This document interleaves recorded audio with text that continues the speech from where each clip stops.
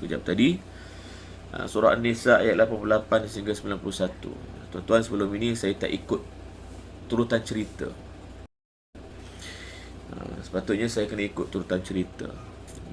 Dia ada larangan daripada ulama, Imam Nawawi dan sebagainya, melarang bila kita baca Quran, kita tak boleh berhenti pada tempat yang belum habis cerita dia. Cerita tergantung tak boleh. Malah larangan tu sangatlah kerasnya. Setengah ulama melarang sampai mengatakan haram. Berhenti bukan pada tempat berhenti dia, maknanya bukan tempat habis cerita dia, penghujung cerita. Dia, tuan-tuan, kadang-kadang akhir juzuk, satu juzuk, akhir juzuk yang pertama nak berpindah ke juzuk yang kedua.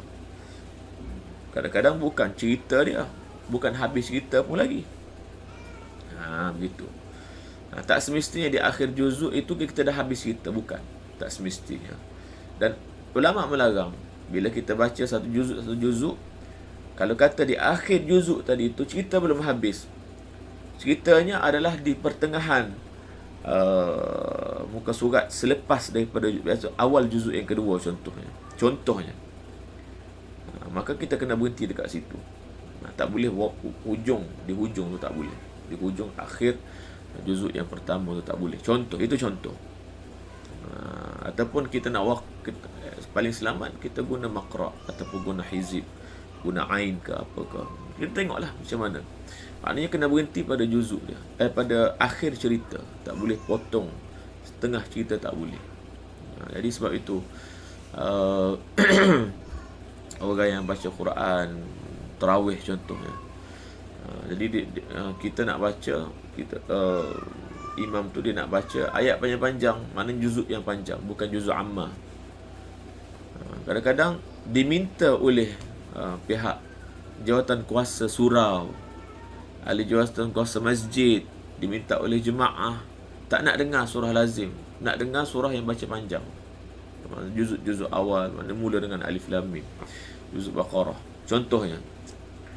Tetapi tak nak panjang, walaupun juzuk tu juzuk panjang, ayat tu ayat panjang, tapi tak nak baca panjang. Nak baca satu muka 4 rakaat katakan, ataupun satu muka 6 rakaat.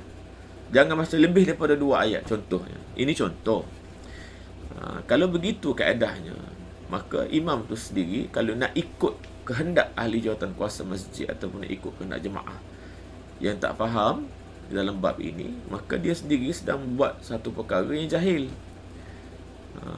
Jadi itu kebanyakan berlaku macam itulah, hatta kepada saya sebagai imam pun. Jadi kita terpaksa berhenti pada bukan akhir cerita. Itu masalah. Kalau ikut kan tak boleh, potong cerita Quran tak boleh. Ulama sangat larang. Satu ketika qari kita baca Quran, qari'ah kita tak silap saya, baca Quran di depan di Malaysia, qari Mesir datang. Jadi qari'ah ataupun qari kita baca Quran sebagai meraihkan qari Mesir datang ni. Jadi baca Quran, kira-kira qari'ah ataupun qari tadi, saya ingat saya lupa dah cerita dia. Dia berhenti tu habis sadaqallahul azim tu, ketika dia berhenti tu bukan pada akhir cerita.